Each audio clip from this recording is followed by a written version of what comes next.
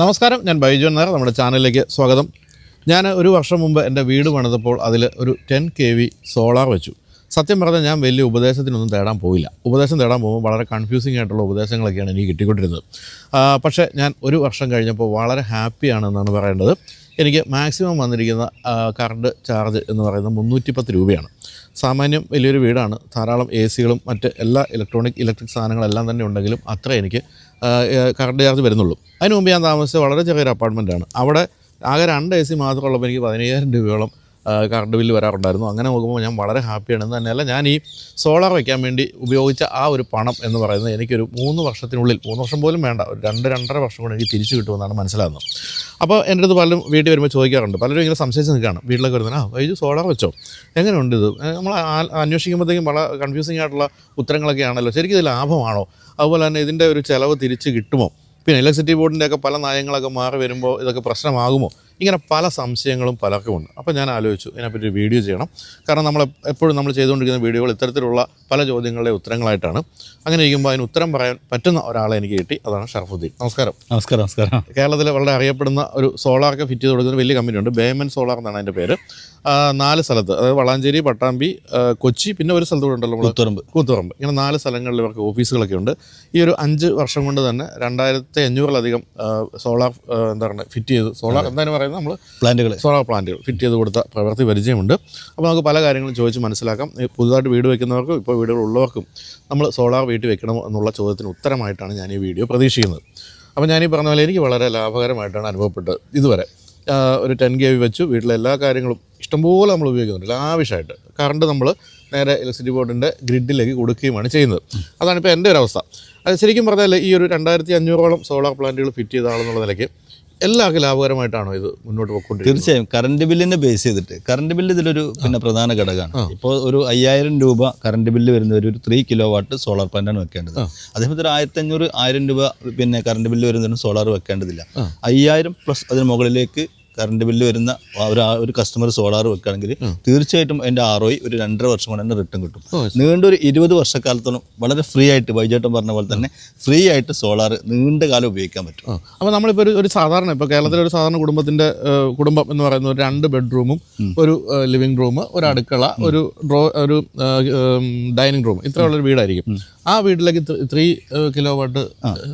Kilowatt solar വെക്കുകയാണെങ്കിൽ അവർക്ക് വളരെ ലാവിഷായിട്ട് ഉപയോഗിക്കാൻ പറ്റും. മറ്റൊരു സോളാർ വെച്ചിട്ടില്ലെങ്കിൽ ഒരു കൺട്രോൾ ചെയ്തിട്ട് അവർ ഉപയോഗിക്കേണ്ടി വരും. അപ്പോഴാണ് നമുക്കൊരു 2000-1500 രൂപക്ക് ഉള്ളിലായിട്ട് ഈ കറണ്ട് ബില്ലിനെ പിടിച്ചു നിർത്താൻ പറ്റുള്ളൂ. അതേസമയത്ത് 3 കിലോവാട്ട് സോളാർ വെച്ച് കഴിഞ്ഞാൽ 5000 രൂപ വരെയുള്ള കറണ്ട് ബില്ല് സൗജന്യമായിട്ട് ഉപയോഗിക്കാൻ പറ്റും. ശരി. അപ്പോൾ അങ്ങനെ ഒരു 3 കിലോവാട്ട് ഞാൻ ഈ പറഞ്ഞ വലിപ്പമുള്ളൊരു വീട്ടിൽ വെക്കണമെങ്കിൽ ഏകദേശം എന്താണ് ഒരു ചിലവ് വരിക? ഇപ്പോൾ കേന്ദ്ര ഗവൺമെന്റിന്റെ 78,000 രൂപ സബ്സിഡി സപ്പോർട്ടോട് കൂടിയിട്ട് ഏറ്റവും ഫസ്റ്റ് ക്വാളിറ്റി ഒരു സോളാർ പ്ലാന്റ് ചെയ്യാൻ 1,20,000 രൂപയ്ക്ക് വരുള്ളൂ. അത്രേ ഉള്ളൂ. അതെ, 78,000 രൂപ ഗവൺമെന്റ് സപ്പോർട്ട് ഉണ്ട്. അത് നമ്മൾ സബ്സിഡി കഴിച്ചിട്ട് എമൗണ്ട് നമ്മൾ വാങ്ങുന്നുള്ളൂ. സബ്സിഡി എപ്പോഴാണോ കസ്റ്റമർ അക്കൗണ്ടിലേക്ക് വരുന്നത് അപ്പോൾ നമുക്ക് ഫോർവേഡ് ചെയ്താൽ മതി. ശരി. അത്രയും സൗകര്യം നമ്മൾ ചെയ്തു കൊടുക്കുന്നു. അപ്പോൾ അതുവരെ നിങ്ങൾ തന്നെ അതിന്റെ ഒരു നഷ്ടം സഹിച്ച് നിൽക്കും. അതെ. അപ്പോൾ ഈ 3 കിലോവാട്ടിന്റെ സോളാർ വെച്ച് കഴിഞ്ഞാൽ ഇതിനൊരു വാറണ്ടി ഗ്യാരണ്ടി ഒക്കെ എത്ര കാലത്തേക്ക്? 30 വർഷം പാനലിന് വാറണ്ടി ഉണ്ട്. 30 വർഷം. അതെ, ആദ്യത്തെ 12 വർഷം തികച്ചും റീപ്ലേസ്മെന്റ് ആണ്. നീണ്ട 18 വർഷം പിന്നെ അതിന്റെ ഒരു പെർഫോമൻസ് വാറന്റിയാണ്. അതുപോലെ തന്നെ ഇൻവെർട്ടറിനാണെങ്കിലും 10 വർഷത്തെ റീപ്ലേസ്മെന്റ് വാറന്റിയാണ്. അതുകൊണ്ട് മെയിൻ്റെനൻസ് ഒക്കെ ഇപ്പോൾ നമ്മളൊരു 6 വർഷത്തെ എക്സ്പീരിയൻസ് വെച്ചിട്ട് വളരെ കുറവാണ്. അപ്പോൾ ഇതിനെപ്പറ്റി വലിയ ധാരണ ഇല്ലാത്തവരോട് ഒന്ന് പറഞ്ഞു കൊടുക്കാം. എന്തൊക്കെയാണ് ഇതിന്റെ ഒരു ഘടക ഭാഗങ്ങൾ? ഒരു വീട്ടിൽ സോളാർ വെക്കണമെങ്കിൽ എന്തൊക്കെ വേണം? ഇപ്പോൾ ഒരു വീട്ടിൽ സോളാർ വെക്കുക എന്ന് പറഞ്ഞാൽ നമ്മൾ തന്നെയാണ് അതിൻ്റെ A to Z കാര്യങ്ങളൊക്കെ ചെയ്ത് കൊടുക്കുക. എല്ലാ പേപ്പർ വർക്ക് കാര്യങ്ങൾ, സബ്സിഡി സംബന്ധമായ കാര്യങ്ങൾ, KSEBിയുടെ പേപ്പർ വർക്ക്, KSEB അതിൻ്റെ അനുമതി വാങ്ങൽ, ഫീസിബിലിറ്റി എല്ലാം A to Z നമ്മളാണ് അത് ഏറ്റെടുത്ത് ഉത്തരവാദിത്തത്തോടെ അവർക്ക് കണക്ഷൻ കിട്ടുന്നത് വരെ എന്തുണ്ടാവും, നമ്മളതിൻ്റെ പിന്നിലുണ്ടാവും. അപ്പോൾ അതിന് ഇലക്ട്രിസിറ്റി ബോർഡിൽ നിന്ന് അനുമതി കിട്ടാനൊക്കെ എന്തെങ്കിലും ബുദ്ധിമുട്ടുള്ള കാര്യങ്ങളാണോ? അതെ, ഇപ്പോൾ ഒരു ട്രാൻസ്ഫോമറിൻ്റെ കീഴിൽ 90% അവരെന്ത് ചെയ്യുക, സോളാർ കൊടുക്കുള്ളൂ. ബാക്കി 10% ആയി കഴിഞ്ഞാൽ അവർ കട്ട് ചെയ്യും. പിന്നെ അവർ ആ ഒരു പരിധിയിൽ എന്ത് ചെയ്യില്ല, അവർ സോളാർ കൊടുക്കില്ല. പിന്നെ പുതിയ ട്രാൻസ്ഫോമർ വന്നതിന് ശേഷം അല്ലെങ്കിൽ നിലവിലുള്ള ട്രാൻസ്ഫോമർ അപ്ഗ്രേഡ് ചെയ്താൽ മാത്രമേ എന്ത് ചെയ്യുള്ളൂ, സോളാർ പ്ലാന്റ് കിട്ടുള്ളൂ. ശരി. അപ്പോൾ അതൊക്കെ നിങ്ങൾ കപ്പാസിറ്റി, അതൊക്കെ നമ്മൾ നോക്കിയിട്ട് KSEB അനുമതി തന്നു കഴിഞ്ഞാൽ മാത്രമേ നമ്മൾ എന്ത് ചെയ്യുള്ളൂ, പ്ലാന്റുകൾ വെച്ചെടുക്കുള്ളൂ. ഇപ്പൊ നമ്മൾ കൊണ്ടോട്ടി ഭാഗത്തൊരു ഇതുപോലെ തന്നെ KSEB അനുമതി തന്നിട്ട് എന്ത് ചെയ്തു, ഒരു സോളാർ പ്ലാന്റ് ചെയ്തു. പക്ഷേ KSEB നോക്കാതെ നമുക്ക് അനുമതി തന്നത്. പിന്നെ കണക്ഷൻ തരാൻ നേരത്താണ് അവർക്ക് എന്ത് ചെയ്തത്, അവരുടെ ഭാഗത്തുള്ള മിസ്റ്റേക്ക് മനസ്സിലായി. പിന്നെ 1.5 വർഷത്തോളം എന്ത് ചെയ്തു, ആ പ്ലാന്റ് അവിടെ വെറുതെ കിടന്നു. പിന്നെ ട്രാൻസ്ഫോമർ അപ്ഗ്രേഡ് ചെയ്തിട്ടാണ് എന്ത് ചെയ്തത്, അവിടെ നമ്മൾ കഴിഞ്ഞ ദിവസമാണ് കണക്ഷൻ കിട്ടിയത്. ശരി, ഓക്കെ. അപ്പോൾ നമുക്ക് ആദ്യം പറഞ്ഞ ചോദ്യത്തിലേക്ക് വരാം. എന്തൊക്കെയാണ് എൻ്റെ വീട്ടിൽ ഇപ്പോൾ സോളാർ ഫിറ്റ് ചെയ്യണമെങ്കിൽ എന്തൊക്കെയാണ് അതിൽ ഉള്ള കാര്യങ്ങൾ, എന്തൊക്കെ വേണം? ഏറ്റവും മെയിനായിട്ട് പാനൽ തന്നെയാണ്. പിന്നെ ഇതിൻ്റെ പ്രധാനപ്പെട്ട ഭാഗം സ്ട്രക്ചറാണ്. 30 വർഷം വാറണ്ടി ഉള്ളത് കൊണ്ട് തന്നെ ഈ സ്ട്രക്ചർ വെരി ഇമ്പോർട്ടൻ്റ് ആണ്. അതിലൊരു വിട്ടുവീഴ്ചയും ക്വാളിറ്റിയിൽ ചെയ്യാതിരിക്കലാണ് നല്ലത്. GI സ്ട്രക്ചർ തന്നെ പരമാവധി ടാറ്റ GI അല്ലെങ്കിൽ അപ്പോളോ GI ഒക്കെ വെച്ചിട്ട് എന്ത് ചെയ്യുക, സ്ട്രക്ചർ രൂപകൽപ്പന ചെയ്യുക. പിന്നെ പ്രത്യേകിച്ച് നമ്മൾ കേരള കാലാവസ്ഥയിൽ നല്ല ശക്തമായ കാറ്റും മഴയ്ക്ക് വരുമ്പോൾ എന്ത് ചെയ്യണം, ഇതവിടെ സ്ട്രോങ് ആയിട്ട് നിൽക്കണം. പിന്നെ ചെറിയ ചെറിയ 50ഓളം കോമ്പണന്റുകൾ പിന്നെ ചേർന്നിട്ടാണ് ഒരു പ്ലാന്റ് രൂപം കൊള്ളുന്നത്. അപ്പോൾ ഈ പറഞ്ഞതിൽ വേറൊരു ചോദ്യമുണ്ട്. അതായത് കേരളത്തിലെ മഴ എന്ന് പറഞ്ഞാൽ ഇപ്പോൾ 8 മാസം മഴയുള്ള ഒരു കാലഘട്ടത്തിൽ എത്രത്തോളം ഇത് ഒരു 6 മാസം മഴയാന്നിരിക്കട്ടെ, ഈ 6 മാസം നമുക്കപ്പോൾ പ്രൊഡക്ഷൻ ഇല്ലാതായി പോകും? ഇല്ല, തീരെ പ്രൊഡക്ഷൻ ഇല്ലാതിരിക്കില്ല. അത് മഴ നിന്ന് പെയ്യുന്നൊരു സമയത്ത് പ്രത്യേകിച്ച് വെയിൽ കൂടുതൽ വേണമെന്നൊന്നുമില്ല, വെളിച്ചം ഉണ്ടായാൽ മതി. അതെ, ശക്തമായൊരു പിന്നെ വെയിലൊന്നും വേണമെന്നില്ല, ഒരു വെളിച്ചം ഉണ്ടാക്കി ഒരു 27 ഡിഗ്രിയിലൊക്കെയാണ് ഇത് നല്ല പെർഫോമൻസ് കാഴ്ചവെക്കുക. അതേ സമയത്ത് തന്നെ മഴ മഴ ഇങ്ങനെ നിന്ന് പെയ്യുകയാണെങ്കിൽ മാത്രമേ പെർഫോമൻസ് കുറയുള്ളൂ. വെളിച്ചം ഉണ്ടെങ്കിൽ എന്ത് ചെയ്യും, സോളാർ പാനലുകളുടെ ഉത്പാദനം കൂടും. അപ്പോൾ ചൂടല്ല ഇതിൻ്റെ ഘടകം. അപ്പോൾ എല്ലാവരും എൻ്റെ വിചാരം കേട്ടോ 35 ഡിഗ്രിയാണ് കൂടുതൽ ഉണ്ടാകുന്നത്, അങ്ങനല്ല. ഇല്ല. ശരി, ഓക്കെ. അപ്പോൾ ഇനി നമുക്ക് ഇതിൻ്റെ നിയമങ്ങളിലേക്ക് വരാം. ഇപ്പോൾ ഈ കറണ്ട് നമ്മൾ സോളാർ വയ്ക്കുന്നു, അതുവഴി നമ്മൾ കറണ്ട് ഉണ്ടാക്കുന്നു, നേരെ ഇലക്ട്രിസിറ്റി കൊണ്ട് ഗ്രിഡിലേക്ക് വിടുന്നു. നേരത്തെ ഒന്നുകൂടി ഒരു ക്ലാരിറ്റി തരാം. ഇപ്പൊ പിന്നെ ചൂട് കൂടുന്തോറും ഇപ്പൊ പെർഫോമൻസ് കൂടിയ പാനുകൾ ഇപ്പൊ അവൈലബിൾ ആണ്. ഇപ്പൊ 2 സൈഡിൽ നിന്നും പ്രൊഡക്ഷൻ കിട്ടുന്ന ബൈഫേഷ്യൽ പാനുകളാണ് ഇപ്പൊ ഏറ്റവും കൂടുതലായിട്ട് പോകുന്നത്. അപ്പൊ ചൂട് കൂടുന്തോറും എന്തുണ്ട്, പെർഫോമൻസിൽ വ്യത്യാസങ്ങൾ വരുന്നുണ്ട്. ഏകദേശം 6 മാസം മുമ്പ് അല്ലെങ്കിൽ 1 വർഷം മുമ്പൊക്കെ ആണെങ്കിൽ ഒരു 27 ഡിഗ്രി ആയിരുന്നു ഏറ്റവും നല്ല പെർഫോമൻസ് ഉണ്ടായിരുന്നത്.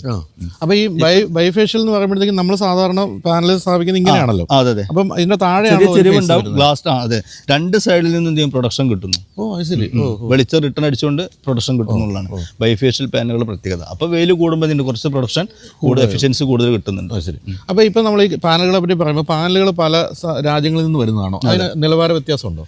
നിലവാര വ്യത്യാസം എന്ന് പറഞ്ഞാൽ നമ്മൾ പിന്നെ ഇവിടെ സബ്സിഡി കിട്ടുന്നതിന് വേണ്ടി ഇന്ത്യൻ പാനലുകൾ മാത്രമേ ഗവൺമെന്റ് അംഗീകരിക്കുന്നുള്ളൂ. പിന്നെ കൊമേഴ്സ്യൽ പർപ്പസിന് പിന്നെ സബ്സിഡി ഇല്ല. അതുകൊണ്ട് തന്നെ എല്ലാ രാജ്യത്തുള്ള പാനലുകളും നമുക്ക് ഉപയോഗിക്കാൻ പറ്റും. സബ്സിഡി വേണമെങ്കിൽ നമ്മൾ ഇന്ത്യൻ പാനൽ പാനലുകളുടെ നിലവാരം പൊതുവെ നല്ലതാണോ? ക്വാളിറ്റി ഒക്കെ ഉണ്ട്. പെർഫോമൻസ് ഒക്കെ ഓക്കെയാണ്. നമ്മൾ കണ്ടമാനം പ്ലാന്റുകൾ സബ്സിഡി വർക്കാണ് നമ്മൾ ഏറ്റവും കൂടുതൽ എടുത്തിട്ടുള്ളത്. നല്ല പെർഫോമൻസിന് എല്ലാ പ്ലാന്റുകൾക്കും ഉണ്ട്. അപ്പോൾ നമ്മൾ ഈ നേരത്തെ പറഞ്ഞൊരു കാര്യമുണ്ട്, ഗ്രിഡിലേക്ക് വിടുക എന്ന് പറയുന്നത്. അതും ഈ സോളാറിനെ പറ്റി പരിചയമില്ലാത്തവർക്ക് ഒരു പുതിയ കാര്യമായിരിക്കും, ഗ്രിഡിലേക്ക് വിടുന്നു എന്ന് പറയുന്നത്. അതായത് ഇതിന്റെ പ്രവർത്തനം എങ്ങനെ വരുന്നു വെച്ചാൽ, ഇപ്പോൾ രാവിലെ നമ്മൾ എന്ത് ചെയ്യുന്നു, ഒരു 7 മണി 7:30 കൂടിയിട്ട് വെളിച്ചം വന്നു കഴിഞ്ഞാൽ സോളാർ പ്ലാന്റുകൾ വർക്ക് ചെയ്യുന്നു. നമ്മൾ വീട്ടിൽ ഉപയോഗിക്കുന്ന ലൈവായിട്ട് നമ്മൾ എന്തെങ്കിലും ഉപയോഗിക്കുന്നുണ്ടെങ്കിൽ അതിനാവശ്യമായ കറണ്ട് പാനലിൽ നിന്ന് കിട്ടുന്നു. ബാക്കി എന്ത് ചെയ്യുന്നു, ഗ്രിഡിലേക്ക് കയറി പോകുന്നു. ഗ്രിഡ് എന്ന് പറഞ്ഞാൽ നമ്മൾ KSCB ലൈനിലേക്ക് കയറി പോകുന്നു. അതെ. പിന്നെ നമ്മൾ പിന്നെ ഉപയോഗിച്ചതിന്റെ ശേഷം KSCBക്ക് കൊടുക്കുന്നു. വൈകുന്നേരത്തോടു കൂടി എന്ത് ചെയ്യുന്നു, നമ്മൾ KSCB റിട്ടേൺ എടുക്കുകയാണ്. ഇത് നമ്മൾ ഉപയോഗിച്ച വൈദ്യുതിയും KSCBയിൽ നിന്ന് KSCBക്ക് കൊടുത്ത വൈദ്യുതിയും തമ്മിൽ ഈക്വൽ ആണെങ്കിൽ നമുക്ക് ബില്ലൊന്നും വരില്ല. കൂടുതൽ KSCBക്ക് കൊടുത്തു കഴിഞ്ഞാൽ വർഷത്തിൽ കണക്ക് കൂട്ടി അവരെന്ത് ചെയ്യും, ക്യാഷ് നമുക്ക് തരും ചെയ്യും. ഒരു യൂണിറ്റിന് 3 രൂപ 15 പൈസയാണ് ഇപ്പോഴത്തെ നിരക്ക്. കൂടുതൽ ഉപയോഗിച്ചിട്ടുണ്ടെങ്കിൽ നമ്മൾ KSCBയിൽ നിന്നാണ് കൂടുതൽ കറണ്ട് എടുത്തിട്ടുള്ളത്, സോളാർ പ്ലാന്റിൽ നിന്ന് കുറവാണ് കിട്ടിയിട്ടുള്ളതെങ്കിൽ അതാത് മാസം തന്നെ എന്ത് ചെയ്യണം, നമ്മൾ ബില്ല് അടയ്ക്കുകയും വേണം. അപ്പോൾ ഈ 3 രൂപ 15 പൈസ എന്ന് പറഞ്ഞാൽ KSCBയിൽ നമ്മൾ 1 വർഷം ഉപയോഗിച്ച് കഴിഞ്ഞാൽ ഗ്രിഡിൽ ബാക്കിയുള്ളത് ബാങ്കിലുള്ളത് പൈസ നമുക്ക് കിട്ടും. കൃത്യമായിട്ട് KSCB തരുന്നുണ്ട്. അതിലൊരു വിട്ടുവീഴ്ച ഇതുവരെ എന്ത് ചെയ്തിട്ടില്ല, അവർ വരുത്തിയിട്ടില്ല, വൈകിട്ടൊന്നുമില്ല, എല്ലാവർക്കും കിട്ടിയിട്ടുണ്ട്. 3 രൂപ 15 പൈസക്ക് നമുക്ക് തരുന്നു. പക്ഷെ ഇവർ വാങ്ങിക്കുമ്പോൾ എത്രയ്ക്ക് വാങ്ങിക്കുന്നത്? അങ്ങനെ വാങ്ങിക്കില്ല, അവർ വാങ്ങിക്കില്ലല്ലോ, അവർ ഈക്വലാക്കുക ചെയ്യുന്നത്. അതെ, നമ്മൾ എത്ര യൂണിറ്റ് ആണോ KSCBക്ക് സോളാറിൽ നിന്ന് കൊടുത്തിട്ടുള്ളത്, തിരിച്ച് KSCBയിൽ നമ്മൾ ഉപയോഗിച്ചതും ഈക്വൽ ആണെങ്കിൽ നമ്മൾ ബില്ല് അടക്കേണ്ടതില്ല. കൂടുതൽ കൊടുത്താൽ എന്ത് ചെയ്യും, 3 രൂപ 15 പൈസ വെച്ച് അവർ നമുക്ക് ഇങ്ങോട്ട് തരുകയും ചെയ്യും. അതെ. അപ്പോൾ ഞാനിപ്പം ഈ പറഞ്ഞല്ലോ, ഞാനിപ്പോൾ ഉപയോഗിക്കുന്നത് 10 kVയുടെ, അതുകൊണ്ട് എനിക്ക് ബില്ല് ഇത്രയൊക്കെ വരുന്നുള്ളൂ. പക്ഷേ കറണ്ട് പോയി കഴിഞ്ഞാൽ, ഇപ്പം നമ്മളിപ്പം ഇത് ഉൽപ്പാദിപ്പിക്കുന്നു, നേരെ ഗ്രിഡിലേക്ക് വിടുന്നു എന്ന് പറഞ്ഞാൽ നമ്മൾ ഇലക്ട്രിസിറ്റി ബോർഡിൽ സാധാരണ കണക്ഷൻ ഉപയോഗിക്കുന്ന പോലെ തന്നെയാണ്. കറണ്ട് പോയാൽ എനിക്ക് എൻ്റെ വീട്ടിൽ കറണ്ട് പോകും, പിന്നെ എനിക്ക് സ്റ്റോർ ചെയ്യാനുള്ള അവസരമില്ല. അതുകൊണ്ട് ഞാനൊരു ചെറിയ ജനറേറ്ററും വെച്ചിട്ടുണ്ട്. എന്നാൽ അങ്ങനെ അല്ലാതെ നമുക്കിത് സ്റ്റോർ ചെയ്യാൻ പറ്റുക എന്ന് പറഞ്ഞാൽ, ഇപ്പം 10 kVയുടെ ഒരു സോളാർ വെച്ചിരിക്കുന്ന ഒരു വീട്ടിൽ എത്ര ബാറ്ററി വേണ്ടി വരും, അത് മുഴുവൻ സ്റ്റോർ ചെയ്യേണ്ടി വന്നു കഴിഞ്ഞാൽ? ഇപ്പോൾ ഏറ്റവും പുതിയ ടെക്നോളജി, ഇതൊരു പ്രശ്നമായിട്ട് നിൽക്കായിരുന്നു. ഓൺ ഗ്രിഡ് സോളാർ വെച്ചിട്ടുള്ള ഒരു പ്രശ്നമാണ്. KSCB കറണ്ട് പോയി കഴിഞ്ഞാൽ നമ്മുടെ വീട്ടിലത്തെ കറണ്ടും പോകും. അതിനുള്ള ഏറ്റവും ഒരു സൊല്യൂഷൻ ഇപ്പോൾ വന്നിട്ടുണ്ട്, ഹൈബ്രിഡ് ടെക്നോളജി. അതേ സമയത്ത് ഒരേ സമയം ഓൺ ഗ്രിഡും ആണ്, അതേ സമയത്ത് ഓഫ് ഗ്രിഡും ആണ്. നമ്മൾ പിന്നെ നമ്മുടെ വീട്ടിൽ നമ്മൾ പാനൽ വെച്ച് ഉൽപ്പാദിപ്പിക്കുന്ന കറണ്ട് നമുക്ക് തന്നെ സേവ് ചെയ്ത് നമ്മൾ ആവശ്യാനുസരണം ഉപയോഗിക്കുന്ന ഒരു പുതിയ സിസ്റ്റം, ഹൈബ്രിഡ് സിസ്റ്റമാണ് ഇപ്പോൾ ഏറ്റവും ട്രെൻഡ് ആയിക്കൊണ്ടിരിക്കുന്നത്. അതെന്താണെന്ന് വിശദീകരിക്കാമോ? അതിനെ പാനലിൽ നിന്ന് കിട്ടുന്ന കറണ്ട് എന്ത് ചെയ്യാം, നമുക്ക് സേവ് ചെയ്തിട്ട് നമുക്ക് എന്ത് ചെയ്യാം, വൈകുന്നേരങ്ങളിൽ ഉപയോഗിക്കാം. KSCB ആശ്രയിക്കേണ്ടതില്ല. അപ്പോൾ അങ്ങനെ ഞാൻ ഈ ചോദിച്ച പോലെ ഇത്രയും ബാറ്ററി ഒക്കെ വേണ്ടത് സ്റ്റോർ ചെയ്യാൻ? ചെറിയ ഹൈബ്രിഡ് അല്ലേ, ലിഥിയം ബാറ്ററികളാണല്ലോ ഏറ്റവും ചെറിയ ചെറിയ ബാറ്ററികൾ മാത്രം മതി. 10 കിലോ വാട്ടിന്റെ ഒരു ബാറ്ററി കൂടെ വെക്കുകയാണെങ്കിൽ ആവശ്യാനുസരണം നമുക്ക് എന്ത് ചെയ്യാം, KCB ആശ്രയിക്കാതെ തന്നെ നമുക്ക് കറണ്ട് ഉപയോഗിക്കാൻ പറ്റും. എന്ത് വലിപ്പം ഉണ്ടാകും ആ ലിഥിയം ബാറ്ററി? ചെറിയ ചെറിയ 5 കിലോ വാട്ടിന്റെ ഒക്കെ ആയിട്ട് ബാറ്ററികൾ വരുന്നുണ്ട്. അത്രേ ഉള്ളൂ, ചെറിയ ഒരു സിസ്റ്റമാണ്. അപ്പോൾ വലിയ കോസ്റ്റ്ലി ആണോ? പിന്നെ സാധാരണ ഓൺ ഗ്രിഡിനെ അപേക്ഷിച്ച് കുറച്ച് കോസ്റ്റ്ലിയാണ്. ഇപ്പോൾ 5 kilo watt on grid solar വെക്കുമ്പോൾ അത് ഹൈബ്രിഡിലേക്ക് മാറുമ്പോൾ ഏകദേശം 1.5-2 ലക്ഷം രൂപയുടെ വ്യത്യാസം വരുന്നുണ്ട്. 10 വർഷത്തെ റീപ്ലേസ്മെന്റ് വാറന്റി ബാറ്ററിക്ക് കിട്ടുന്നുണ്ട്. 10 വർഷം ലൈഫ് കിട്ടുന്നു, ഒന്നും ചിന്തിക്കേണ്ടതില്ല. 10 വർഷം വാറന്റി കിട്ടുമ്പോൾ ഒരു 15-20 വർഷം ലൈഫ് കിട്ടും. അപ്പോൾ അത് 2 തരത്തിൽ ഉപയോഗിക്കാവോ? അപ്പോൾ ഗ്രിഡിലേക്കും വിടാം, സ്റ്റോറും ചെയ്യാം. അപ്പോൾ ഗ്രിഡിലേക്ക് വിടുന്ന ഏത് സമയത്ത് ഉത്പാദിപ്പിക്കപ്പെടുന്നതാണ്? ഗ്രിഡിലേക്ക് വിടുന്നത് നമ്മൾ പകൽ സമയത്ത് നമ്മൾ പിന്നെ ഉപയോഗം കഴിഞ്ഞ് ബാറ്ററി സേവ് ആയതിന്റെ ബാക്കിയാണ് ചെയ്യുന്നത് ഗ്രിഡിലേക്ക് വിടുന്നത്. വൈകുന്നേരത്ത് നമ്മൾ എന്ത് ചെയ്യുന്നു, ഗ്രിഡ് സേവ് ചെയ്ത കറണ്ട് നമ്മൾ ഉപയോഗിക്കുകയും ചെയ്യുന്നു. ശരി. ഇപ്പം പൊതുവെ നിങ്ങൾ ഫിറ്റ് ചെയ്യുന്നിടത്തൊക്കെ ഇങ്ങനെയാണോ എല്ലാവരും ഓപ്റ്റ് ചെയ്യുന്നത്? ഹൈബ്രിഡിന് എല്ലാവരും ഇപ്പോൾ നല്ല എൻക്വയറി വരുന്നുണ്ട്. കുറച്ച് കോസ്റ്റ്ലിയാണ്, പ്രീമിയം കസ്റ്റമറാണ് കൂടുതലും ഹൈബ്രിഡ് വെക്കുന്നത്. ശരി. അപ്പം ഈ ഏത് വീട്ടിലും ഇത് വെക്കാൻ പറ്റുമോ സോളാർ? അതായത് ഇപ്പം പലപ്പോഴും നമ്മൾ ഈ മരങ്ങളൊക്കെ നിൽക്കുന്ന വീടുകളും അങ്ങനെയൊക്കെ ഉള്ളപ്പോൾ നമുക്ക് ഫിറ്റ് ചെയ്യാൻ പറ്റുമോ? ഇപ്പോൾ മരങ്ങളുള്ള വീട്ടിലൊക്കെ വെക്കാൻ പറ്റിയ ഒരു മൈക്രോ ഇൻവെർട്ടർ ഉണ്ട്. പിന്നെ ഓരോ പാനലിനും ഓരോ ഇൻവെർട്ടർ. ഇപ്പോൾ ബൈസാറിൻ്റെ വീട്ടിൽ ഒരൊറ്റ ഇൻവെർട്ടർ ആയിരിക്കും 10 കിലോ വാട്ടിന്. അതിന് പകരം ഓരോ പാനലിന് കണക്ട് ചെയ്യാൻ പറ്റിയ മൈക്രോ ഇൻവെർട്ടറുകൾ അവൈലബിൾ ആണ്. നല്ല മരങ്ങളുള്ള ഒരു വീട്ടിലാണെങ്കിൽ നമുക്ക് എന്ത് ചെയ്യാം, അല്ലെങ്കിൽ സ്ഥാപനങ്ങളിലൊക്കെ എന്ത് ചെയ്യാം, ഈ മൈക്രോ ഇൻവെർട്ടർ വെച്ചിട്ട് നമുക്ക് ഈ തണൽ ഷെഡുകളെ മറികടക്കാൻ പറ്റും. അപ്പം അതൊക്കെ അവിടെ നിൽക്കട്ടെ. കുറേ ആശങ്കകൾ ഞാൻ പറഞ്ഞില്ല, ഇത് ഫിറ്റ് ചെയ്യണമെന്ന് പറയുമ്പോൾ ആൾക്കാർ എന്തൊക്കെയോ ഇതിനെപ്പറ്റി പല നെഗറ്റീവ് കാര്യങ്ങൾ നമ്മൾ കേൾക്കാറുണ്ട്. എന്താണ് ശരിക്കും ഇതിൻ്റെ ഒരു സത്യാവസ്ഥ? KCB നിയമങ്ങളിൽ മാറ്റം വരുത്തുന്നു എന്നായിരിക്കും ബജറ്റ് ഉദ്ദേശിക്കുന്നത്. ഇതിങ്ങനെ വ്യാപകമായി കൊണ്ടിരിക്കുന്ന ഒരു ചർച്ചയാണ്. നിയമങ്ങളിൽ മാറ്റങ്ങളൊന്നും വന്നിട്ടില്ല. കോടതി കൊണ്ടുവരാൻ പോകുന്ന മാറ്റങ്ങളെ കോടതി സ്റ്റേ ചെയ്തിട്ടിരിക്കുകയാണ്. ഗവൺമെന്റും കോടതിയും ഒക്കെ ജനങ്ങളോടൊപ്പം സോളാർ പ്ലാന്റുകളോടൊപ്പം നിൽക്കുന്നതാണ് നമ്മൾ പ്രതീക്ഷ. തീർച്ചയായിട്ടും. കാരണം ഇതൊരു നമ്മളെപ്പോഴും ഈ ഒരു സസ്റ്റൈനബിലിറ്റിയും കാര്യങ്ങളൊക്കെ പറഞ്ഞുകൊണ്ടിരിക്കുമ്പോൾ നമ്മൾ ഏറ്റവും കൂടുതൽ പ്രോത്സാഹിപ്പിക്കപ്പെടേണ്ട ഒരു കാര്യം തന്നെയാണല്ലോ ഇത്. അപ്പോൾ ഇത് നമ്മൾ പറഞ്ഞ വീടുകളുടെ കാര്യമാണ്. ഇപ്പൊ എനിക്കൊരു വലിയൊരു ഫാക്ടറി ഉണ്ടെന്ന് ഇനി നമുക്ക് KCB കൊണ്ടുവരുന്ന മാറ്റങ്ങൾ നടപ്പിലായപ്പോൾ തന്നെ അതും എന്താണ് ഒരുപാട് ലാഭകരമാണ്. ഇപ്പൊ നിലവിലുള്ള നിയമപ്രകാരം നമ്മൾ ഒരു പിന്നെ കറണ്ട് ബില്ലിനെ ബേസ് ചെയ്ത് സോളാർ വെക്കുകയാണെങ്കിൽ ഒരു 2-2.5 വർഷം കൊണ്ട് എന്ത് ചെയ്യും, അതിന്റെ ROI റിട്ടേൺ കിട്ടും. നിയമം മാറുകയാണെങ്കിൽ KCB പറയുന്ന അതേ നിയമം തന്നെ നടപ്പിലാക്കുകയാണെങ്കിൽ കുറച്ച് സമയം കൂടെ റിട്ടേൺ കിട്ടാൻ എടുക്കുന്ന മാത്രമേ ഉള്ളൂ. എന്നാലും സോളാർ എന്താണ്, ലാഭമാണ്, വളരെ ലാഭകരമാണ്. അതെ, ഞാൻ എൻ്റെ കാര്യത്തിൽ ഞാൻ വളരെ എന്താ പറയണ്ടേ, വളരെ സന്തോഷത്തിലാണെന്നുള്ള കാര്യത്തിൽ യാതൊരു സംശയമില്ല. കാരണം വെച്ചാൽ 310 രൂപ എനിക്കിപ്പോൾ കറണ്ട് ചാർജ് വരുന്നു. ഇനി അത് 10,000 ആയാൽ പോലും എൻ്റെ വീട്ടിൽ എങ്ങനെ പോയാലും ഞാൻ നോക്കിയിട്ട് 25,000 രൂപ കറണ്ട് ചാർജ് വരേണ്ടതാണ്. അങ്ങനെയുള്ള അവസ്ഥയിൽ നമുക്ക് എങ്ങനെ പോലും ലാഭമായിരിക്കും. എന്ന് തന്നെയല്ല വേറൊരു കാര്യം എന്താ പറയുക, ലാവിഷായിട്ട് ഇപ്പം നമ്മൾ AC ഒക്കെ തുടർച്ചയായിട്ട് വീട്ടിൽ ഇടുക ചെയ്യുന്നു. എല്ലാ റൂമിലും ലാവിഷായിട്ട് വീട് നല്ല തണുപ്പിച്ച് നിർത്തുന്നു എന്നൊക്കെ പറഞ്ഞാൽ നമുക്ക് ഒരിക്കലും ചിന്തിക്കാനേ പറ്റില്ല നമ്മളിപ്പോൾ സോളാർ വെച്ചിട്ടില്ലെങ്കിൽ, അല്ലേ? അത് അത്തരത്തിലുള്ളൊരു സ്വാതന്ത്ര്യം നമുക്ക് കിട്ടുന്നുണ്ട്. നമുക്ക് ഏത് കാര്യങ്ങളും ഉപയോഗിക്കാം. എന്ത് ഇലക്ട്രിക് സാധനങ്ങൾ വീട്ടിൽ വാങ്ങിച്ചാലും നമുക്ക് കറണ്ട് തിന്നുമല്ലോ എന്നുള്ള പേടിയില്ല. പിന്നെ ഈ 3 സ്റ്റാർ 4 സ്റ്റാർ എന്നൊക്കെ പറയുന്ന ഒന്നും നമുക്ക് വിഷയമല്ല. ഒരു കസ്റ്റമറെ വീട്ടിൽ സോളാർ വെക്കാൻ വേണ്ടി പോയപ്പോഴേ പിന്നെ ഞങ്ങൾ ടെസ്റ്റിമോണിയൽ എടുക്കാൻ വേണ്ടി പോയപ്പോൾ കസ്റ്റമർ പറഞ്ഞത് സോളാർ വെക്കുന്നതിന് മുമ്പേ ബെഡ്റൂമിൽ എന്ത് ചെയ്യും, കിടക്കും, AC-യുടെ റിമോട്ട് ഇങ്ങനെ നെഞ്ഞത്ത് വെക്കും, എന്നിട്ട് എന്ത് ചെയ്യും, ഇങ്ങനെ ഓഫാക്കും. സോളാർ വെച്ചതിന് ശേഷം റിമോട്ട് ഞാൻ കണ്ടിട്ടില്ല എന്നാണ് കസ്റ്റമർ പറഞ്ഞത്. ഞാനൊക്കെ അരമണിക്കൂർ സെറ്റ് ചെയ്ത് വെക്കും, ഉറങ്ങും. പിന്നെ രാത്രി എപ്പോഴും വേർത്ത് ഉണരുമ്പോൾ വീണ്ടും അരമണിക്കൂർ കൊണ്ട് ചെയ്യും. ഇപ്പം നമ്മൾ നല്ല കട്ടിയുള്ള പുതപ്പൊക്കെ വാങ്ങിച്ചു, സുഖമായിട്ട് പുതച്ച് ഓടിക്കിടന്ന് സുഖമായിട്ട് ഉറങ്ങുന്ന ഒരു സുഖമുണ്ട്. മറ്റൊരു കാര്യമുള്ളത്, ഇപ്പം നമുക്ക് വേണമെങ്കിൽ മറ്റൊരു വീട്ടിലേക്ക് ഉപയോഗിക്കാം, അല്ലേ? നമ്മുടെ ബാങ്കിൽ ബൈജേട്ടൻ്റെ പേരിൽ ഒരു കണക്ഷൻ ഉണ്ട്, കൊച്ചിയിലുണ്ട്. ബൈജേട്ടന്റെ വീട് തിരുവനന്തപുരത്താണ്. അവിടെയും ഒരു വീടുണ്ട്, അല്ലെങ്കിൽ സ്ഥാപനങ്ങളുണ്ട്. അവിടെയൊക്കെ നമുക്ക് എന്ത് ചെയ്യാൻ പറ്റും, ഒരു സ്ഥലത്ത് തന്നെ സോളാർ പാനലുകൾ വെച്ചിട്ട് അതൊക്കെ മാനേജ് ചെയ്യാൻ വേണ്ടി പറ്റും. അപ്പോൾ അത് ഒരാളുടെ പേരിലായിരിക്കണം. സ്ഥാപനമാണെങ്കിൽ പോലും പറ്റും, വീടല്ല സ്ഥാപനമാണെങ്കിലും പറ്റും. അത് അപ്പോൾ ഈ സ്ഥാപനത്തിനും വീടിനും ഡിഫറെന്റ് താരിഫുകളല്ലേ? താരിഫിന്റെ വ്യത്യാസം ഇവിടെ വരുന്നില്ല. ഇല്ല. നമ്മൾ എത്രയാണോ KCB ഉപയോഗിക്കുന്നത് തിരിച്ചത് റിട്ടേൺ കൊടുത്താൽ മതി. അപ്പോൾ ഞാൻ നേരത്തെ ചോദിച്ചു വന്നൊരു ചോദ്യം ഉണ്ടായിരുന്നു. അതായത് ഇപ്പം ഇത് വീടുകളെ പറ്റിയാണ് പറയുന്നത്. നമ്മളിപ്പോൾ എനിക്കൊരു ഫാക്ടറി ഉണ്ട്, സാമാന്യം വലിയൊരു ഫാക്ടറി. അവിടെ വലിയ ബോയിലേഴ്സോ അങ്ങനെയൊക്കെ ഉള്ളതായിരിക്കാം. അപ്പോൾ നമുക്ക് ഫീസിബിൾ ആണോ ഈ സോളാർ വയ്ക്കുന്നത്? തീർച്ചയായിട്ടും ഏറ്റവും കൂടുതൽ ഇതിനെ ലാഭകരമാക്കുന്നത് വ്യവസായ സ്ഥാപനങ്ങൾക്കാണ്. കാരണം കൂടിയ കറണ്ട് ബില്ല് വരുന്നവർക്ക് സോളാർ വളരെ ലാഭകരമാണ്. ഇപ്പോൾ നമ്മളൊരു ഒരു 30,000 രൂപ കറണ്ട് ബില്ല് വരുന്ന ഒരു സ്ഥാപനത്തിൽ 20 കിലോ വാട്ടിന്റെ ഒരു സോളാർ പ്ലാന്റ് ആണ് വെക്കേണ്ടത്. അതിനവർക്ക് ആകെ ചെലവ് വരിക വെറും 8 ലക്ഷം രൂപയാണ്. അപ്പോൾ ഒരു മാസം 30,000 രൂപ കറണ്ട് ബില്ല് വരുമ്പോൾ 2-2.5 വർഷത്തെ കറണ്ട് ബില്ല് എന്ത് ചെയ്താൽ മതി, ഇവിടെ മുടക്കിയിട്ട് കഴിഞ്ഞാൽ നീണ്ട 20 വർഷക്കാലം 10-30,000 രൂപ ഓരോ മാസം നമുക്ക് സേവ് ചെയ്യാൻ പറ്റും. വ്യവസായ സ്ഥാപനങ്ങൾക്കാണ് സോളാർ പ്ലാന്റുകൾ പിന്നെ ഏറ്റവും ലാഭകരം. അപ്പോൾ അങ്ങനെ വരുമ്പോഴത്തേക്കും അതിനും ഈ ഇലക്ട്രിസിറ്റി ബോർഡിൻ്റെ അനുമതി അത്തരം കാര്യങ്ങൾക്ക് കൂടുതൽ ബുദ്ധിമുട്ടുണ്ടോ? ഒരു ബുദ്ധിമുട്ടില്ല. അല്ല, വീടുകൾ എങ്ങനെയാണ് സോളാർ വെക്കുന്നത് അതേ തന്നെയാണ് അവിടെയും വരുന്നത്. അപ്പോൾ അതിൻ്റെ കാര്യങ്ങൾ നിങ്ങൾ ചെയ്തു കൊടുക്കും? ഏറ്റവും സെറ്റ് നമ്മൾ തന്നെ ചെയ്തു കൊടുക്കും. ശരി. അപ്പോൾ എനിക്കതിനകത്ത് ഏറ്റവും പ്രധാനപ്പെട്ട കാര്യമായിട്ട് തോന്നിയത്, നിങ്ങൾക്കിപ്പോൾ ഒരു ഷോപ്പുണ്ട്, ആ ഷോപ്പിന് നിങ്ങൾ കാര്യമായ രീതിയിൽ കറണ്ട് ബില്ല് കൊടുത്തുകൊണ്ടിരിക്കുകയാണ്. പക്ഷേ നിങ്ങളുടെ വീട്ടിൽ സോളാർ വെച്ചാൽ അതിൻ്റെ ബാക്കി വരുന്ന ആ ഒരു ഇലക്ട്രിസിറ്റി എന്ന് പറയുന്നത് നിങ്ങൾക്ക് നിങ്ങളുടെ ഷോപ്പിൽ ഉപയോഗിക്കാം എന്ന് പറയുമ്പോൾ വളരെ ലാഭകരമായിട്ടല്ലേ? എനിക്ക് അതാണ് ഏറ്റവും പോസിറ്റീവായിട്ടുള്ള കാര്യമായിട്ട്. ഇനി റെന്റ് ബിൽഡിംഗ് ആണെങ്കിലും പ്രശ്നമില്ല, എല്ലാവരും സമ്മതിക്കുന്നുണ്ട് ഇത് വെക്കാനൊക്കെ. റെന്റ് ബിൽഡിങ്ങിലാണെങ്കിലും വെക്കാൻ സമ്മതിക്കില്ല. കാരണം റെന്റിന്റെ ആ കസ്റ്റമർ പിന്നെ ബിൽഡിംഗ് ഓണറുടെ പേരിലായിരിക്കുമല്ലോ കൺസ്യൂമർ നമ്പർ ഉണ്ടാവുക, എന്നാലും അവർ സമ്മതിക്കുന്നുണ്ട്. അപ്പോൾ അങ്ങനെ വരുമ്പോൾ നമ്മൾ ഇനി ആ ഷോപ്പ് വിടുകയെന്നിരിക്കട്ടെ, നമുക്ക് ഇതെല്ലാം കൂടി ഊരിയെടുത്ത് വേറെ സ്ഥലത്ത് കൊണ്ടുപോകാൻ പറ്റും. ശരി. ഇനി ഇതിന്റെ മെയിൻ്റനൻസിലേക്ക് വരാം. എന്താണ് ഇതിന് പ്രധാനമായിട്ടും പ്രത്യേകിച്ച് മെയിൻ്റനൻസ് നോൺ ഗ്രിഡ് സോളാറിനില്ല. കാരണം ലോഡ് കണക്റ്റഡ് അല്ലല്ലോ, നേരെ പിന്നെ KSCBിലോട്ട് കയറി പോകണല്ലോ നമ്മൾ ഉപയോഗിച്ചതിന്റെ ബാക്കിയുള്ളത്. ലോഡ് കണക്റ്റഡ് അല്ല, വളരെ മെയിൻ്റനൻസ് കുറവാണ്. അല്ല ഫ്യൂസ് പോവുക അങ്ങനത്തെ കാര്യങ്ങളൊക്കെ ഇതുവരെ വന്നിട്ടുള്ളൂ. 6 വർഷമായിട്ടുള്ള എക്സ്പീരിയൻസ് മെയിൻ്റനൻസ് വളരെ കുറവാണ്. അങ്ങനെ വരുമ്പോഴത്തേക്ക് എല്ലാ കാര്യങ്ങളും നിങ്ങൾ തന്നെ വന്ന് ചെയ്തു തന്നുകൊണ്ടിരിക്കും? അതെ, 5 വർഷം നമ്മൾ ഫ്രീ സർവീസ് ഫ്രീ ആണ്. 5 വർഷം ഫ്രീ ആണ്. പിന്നെ വാറണ്ടി പിന്നെ ഉള്ള ഇൻവെർട്ടർ ആണെങ്കിലും പാനലുകളാണെങ്കിലും കമ്പനി സർവീസും അവൈലബിൾ ആണ്. 30 വർഷം പിന്നെ എന്ത് ചെയ്യും, പാനലിന് വാറണ്ടി ഉണ്ട്, 10 വർഷത്തെ റീപ്ലേസ്മെന്റ് ഇൻവെർട്ടർ ഉണ്ട്. അതായത് കമ്പനികൾ തന്നെ എന്ത് ചെയ്യും, അത് വന്ന് സർവീസ് കൊടുക്കും, നമ്മുടെ സപ്പോർട്ടും ഉണ്ടായിരിക്കും. അപ്പോൾ നമ്മളിപ്പോൾ ഇത് കണ്ടുകൊണ്ടിരിക്കുന്നവർ കാസർഗോഡ് തൊട്ട് ശരിക്കും ലോകം മുഴുവൻ കാണുന്നുണ്ട്. പോലും ഇപ്പോൾ കാസർഗോഡ് അല്ലെങ്കിൽ തിരുവനന്തപുരത്ത് ഒരാൾക്ക് ഫിറ്റ് ചെയ്യണമെങ്കിൽ പേയ്മെന്റിന് പക്ഷേ അവിടെ നിന്ന് ഓഫീസില്ലല്ലോ, എങ്ങനെയാണ് നിങ്ങൾ കൈകാര്യം ചെയ്യുന്നത്? പേയ്മെന്റിന് എറണാകുളത്ത് ഷോറൂം ഉണ്ട്, അതുപോലെ തന്നെ കണ്ണൂരുണ്ട്, പട്ടാമ്പുണ്ട്, വളാഞ്ചേരി ഉണ്ട്. ഈ ഒരു പ്രശ്നം കസ്റ്റമർക്ക് പിന്നെ ഒരു തീർച്ചയായും ഉണ്ടാവുമല്ലോ, ഇവരുടെ കയ്യിൽ നിന്ന് വാങ്ങിക്കഴിഞ്ഞാൽ നമുക്ക് സർവീസ് കിട്ടുമല്ലോ. അപ്പോൾ ഞാനൊരു സോളാർ യാത്ര തന്നെ നടത്തി. മലപ്പുറത്ത് നിന്നും കാസർഗോട്ടേക്കുള്ള സോളാർ യാത്ര. മലപ്പുറത്ത് നിന്ന് കാസർഗോഡ് വരെ നമ്മൾ ഇതിന്റെ സോളാർ വെച്ചിട്ടുണ്ട്. മലപ്പുറത്ത് നിന്ന് നമ്മൾ തിരുവനന്തപുരത്തേക്ക് നമ്മൾ സോളാർ യാത്ര ഇന്ന് നടത്താനിരിക്കുന്ന എല്ലാ ജില്ലകളിലും നമ്മുടെ പ്ലാന്റുകളുണ്ട്.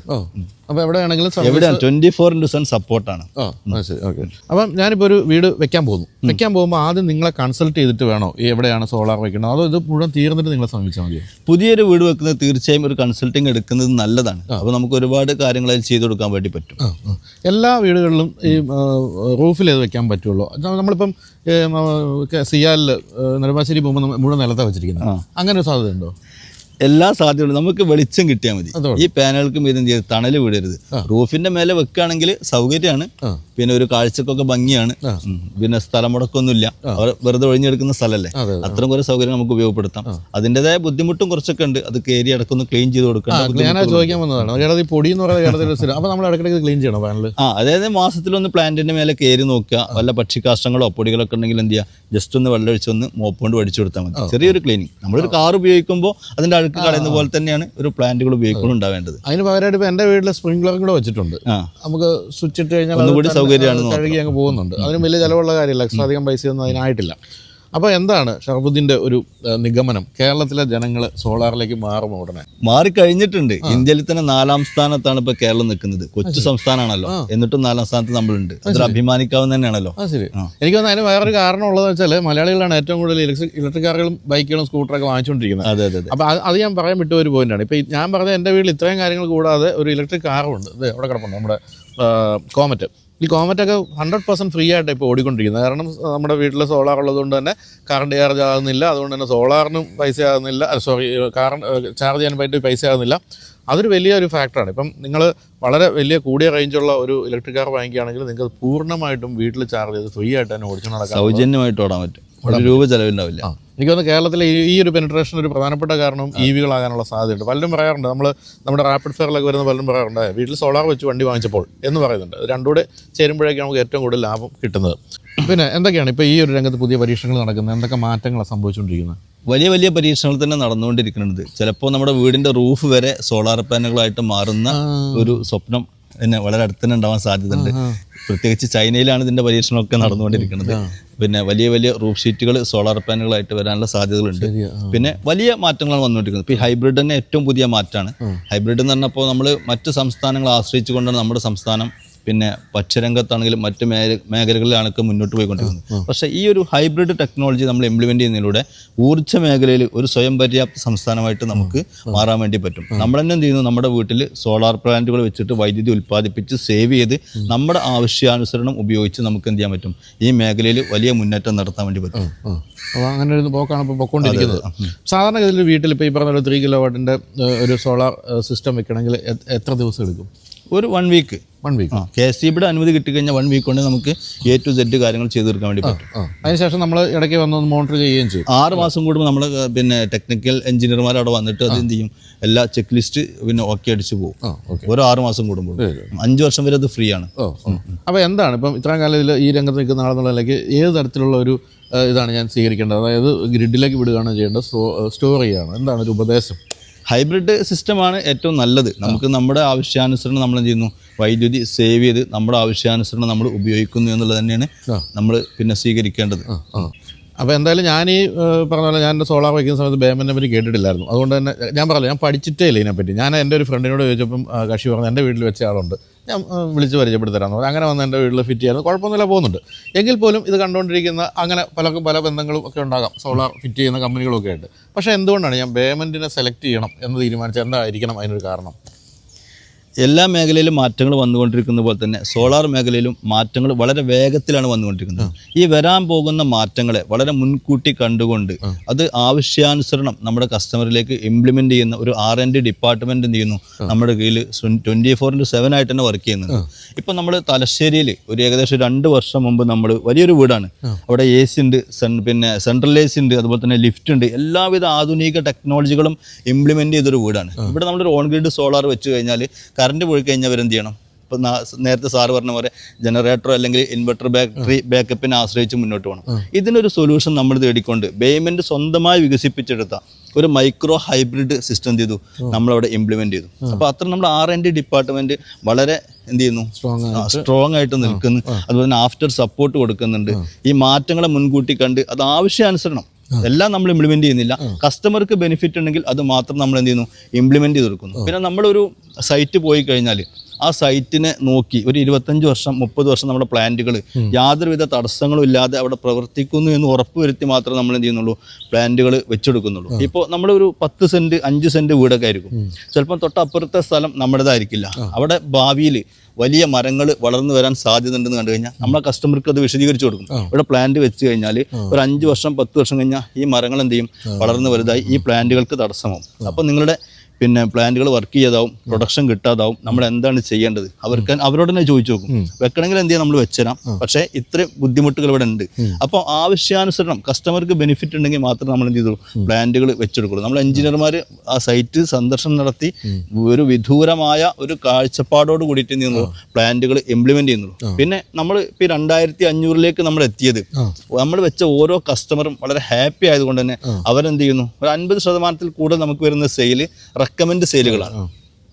ശരി, മൗത്ത് പബ്ലിസിറ്റിയാണ്.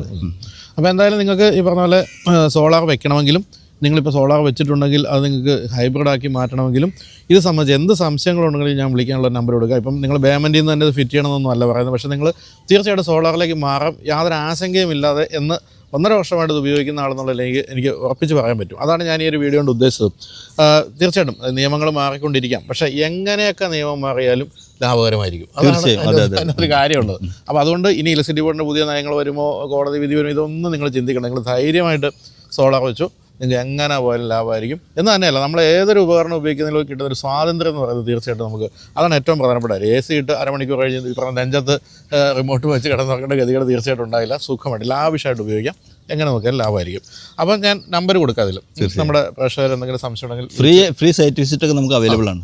ഫ്രീ ആയിട്ട് തന്നെ അവരുടെ വീട്ടിൽ പോയിട്ട് എവിടെയാണെങ്കിലും കേരളത്തിൽ എവിടെയാണെങ്കിലും ഫ്രീ ആയിട്ട് അവരുടെ എല്ലാവിധ സംശയങ്ങളും നേരിട്ട് നമ്മൾ തീർത്തു കൊടുക്കും. അതുപോലെ തന്നെ നിങ്ങൾക്ക് ഈ പറഞ്ഞാൽ നിങ്ങളുടെ വീട്ടിൽ എത്ര കിലോവാട്ട് വേണം എന്നൊക്കെയുള്ള നിങ്ങൾക്ക് സംശയം ഉണ്ട്, അതെല്ലാം ഇവർ കൺസൾട്ട് ചെയ്ത് പറഞ്ഞു തരും. പിന്നെ അതുപോലെ തന്നെ നമ്മൾ ചെയ്യുന്ന മറ്റൊരു സേവനമാണ്, വേറെ ഏതെങ്കിലും കമ്പനി വെച്ച് കൊടുത്ത സോളാർ പ്ലാന്റുകൾ സർവീസ് കിട്ടുന്നെങ്കിൽ സർവീസ് ഫ്രീ ആയിട്ട് നമ്മൾ ചെയ്തു കൊടുക്കും. യാതൊരു രൂപ പോലും പ്രതിഫലത്തിന് തരേണ്ടതില്ല. ആണല്ലേ? അതെ, കാര്യമായ ഒരു ഓഫറാണ് ഇപ്പോൾ വന്നിരിക്കുന്നത്. ഞാൻ അടക്കമുള്ളവർക്കുള്ള ഒരു ഓഫറാണത്. പിന്നെ അതുപോലെ തന്നെ ഓൺ ഗ്രിഡ് സോളാർ ഹൈബ്രിഡ് സോളാറിലേക്ക് മാറണമെന്നുണ്ടെങ്കിൽ അതിൻ്റെ എല്ലാ സംവിധാനങ്ങളും നമ്മൾ ചെയ്തു കൊടുക്കും. അതും ചെയ്തു കൊടുക്കും. ഓക്കെ. അപ്പോൾ ഇനി തീർച്ചയായിട്ടും എനിക്കറിയാം ഇത്രയൊക്കെ നിങ്ങൾ വീഡിയോ കണ്ടാലും സംശയങ്ങൾ ഒത്തിരി ബാക്കിയുണ്ടാകും. കാരണം കുറച്ച് പൈസ മുടക്കേണ്ട ഒരു കാര്യം തന്നെയാണ്. അപ്പോൾ അതുകൊണ്ട് സംശയങ്ങൾ ചോദിക്കുക, എന്നിട്ട് താല്പര്യമുണ്ടെങ്കിൽ ഇവരെ തന്നെ വിളിച്ച് ഫിറ്റ് ചെയ്യുക. എന്താണെന്ന് പിന്നെ നിങ്ങൾ തമ്മിൽ തീരുമാനിച്ചോളുക അല്ലേ? അപ്പം ആരൊക്കെയാണ് നമ്മുടെ ഇതിൻ്റെ പിന്നിലുള്ള? ഇപ്പോൾ ഷറൂദിന് അല്ലാതെ ആരാണ് പാർട്ട്നേഴ്സൊക്കെ? ഒരു പാർട്ട്ണർ ഉണ്ട്, പിന്നെ 50ഓളം ടീമുകളുണ്ട്, എല്ലാം സ്ട്രോങ് ആണ്. ഓക്കെ. അപ്പം ഹെഡ് ഓഫീസ് എന്ന് പറയുന്നത് പട്ടാമ്പിയിലാണ്, പിന്നെ ഷോറൂം വളാഞ്ചേരിയിലുണ്ട്, കണ്ണൂർ ജില്ലയിലെ കൂത്തുറമ്പിലുണ്ട്. ഈ ഷോറൂം എന്ന് പറഞ്ഞാൽ ഇതിലെന്താ ആവശ്യം? കാരണം ഞാനിപ്പം ഏത് പാനൽ വേണം നിങ്ങളുടെ അവിടെ വന്ന് ഷോറൂമിൽ കണ്ടിട്ടൊന്നും അല്ലല്ലോ വാങ്ങിയതാണോ? അങ്ങനെയുണ്ടോ? ഷോറൂം വേണം, കാരണം നമുക്ക് സർവീസ് സപ്പോർട്ട് ഇതിന് എന്താണ് ഏറ്റവും ഇമ്പോർട്ടൻ്റ് ആണ്. നമ്മൾ ഒരു പ്ലാന്റ് ഒരു ദിവസം മുടങ്ങി കഴിഞ്ഞാൽ, ഇപ്പോൾ സാറിൻ്റെ വീട്ടിൽ 10 കിലോവാട്ട് പ്ലാന്റ് ആണ്, അവിടെ നഷ്ടപ്പെടുന്നത് 40 യൂണിറ്റ് കറണ്ടാണ്. അത് വെരി വെരി ഇമ്പോർട്ടൻ്റ് ആണ്. 2 ദിവസം കിടന്ന് 80 യൂണിറ്റ് ആയി, 3 ദിവസം കഴിഞ്ഞാൽ 120 യൂണിറ്റ് ആയി. ഇത് നഷ്ടപ്പെട്ടുകൊണ്ടിരിക്കുകയല്ലേ. അപ്പോൾ എത്രയും പെട്ടെന്ന് കസ്റ്റമർക്ക് എന്ത് ചെയ്യണം, അതിൻ്റെ ഒരു പരിഹാരം നമ്മൾ ചെയ്തു കൊടുക്കണം. ശരി, ഓക്കെ. അതിന് വേണ്ടിയിട്ടാണ് നമ്മൾ 4 ജില്ലകളിലും അവൈലബിൾ ആയിട്ടുള്ളത്. അപ്പോൾ എന്തായാലും എനിക്ക് ഷർബത്തിനോട് സംസാരിക്കുമ്പോൾ കിട്ടുന്ന മറ്റൊരു വളരെ പാഷനേറ്റാണ് ഈ കാര്യത്തിൽ നിന്നുള്ളതാണ്. അതുകൊണ്ടാണ് ഈ ആറാണ്ടിയൊക്കെ വെച്ച് പുതിയ പുതിയ പരീക്ഷകൾ നടത്തിക്കൊണ്ടിരുന്നത്. അങ്ങനെ ആൾ തന്നെ വേണം ഇതിൻ്റെ പിന്നിൽ എന്നുള്ള കാര്യത്തിൽ സംശയമില്ല. അപ്പം ഇനിയും സംശയങ്ങൾ ബാക്കി ഉണ്ടാകുന്ന അത് അങ്ങോട്ട് പറയണ്ടല്ലേ? ഓക്കെ, സംശയങ്ങൾ ബാക്കിയുണ്ടെങ്കിൽ നിങ്ങൾ കമൻറ്റായിട്ടൊക്കെ സംശയം ചോദിക്കാം, അതിന് തീർച്ചയായിട്ടും ഉത്തരം തരും. എങ്കിലും ഫോണിൽ വിളിച്ച് ചോദിക്കാൻ വേണ്ടി നമ്പർ ഞാൻ കൊടുക്കുന്നുണ്ട്. അപ്പോൾ എന്തായാലും വെയിൽ കൂടി വരുന്നു. അപ്പോൾ നമുക്ക് ഏതായാലും പവർ നമ്മുടെ ചേർത്ത് കിട്ടുന്നില്ല, അപ്പോൾ നമുക്ക് അവസാനിപ്പിക്കാം അല്ലേ? വൈറ്റമിൻ സി ആവശ്യമായിട്ടുണ്ട്. സന്തോഷം. അപ്പോൾ thank you so much. Thank you. Okay.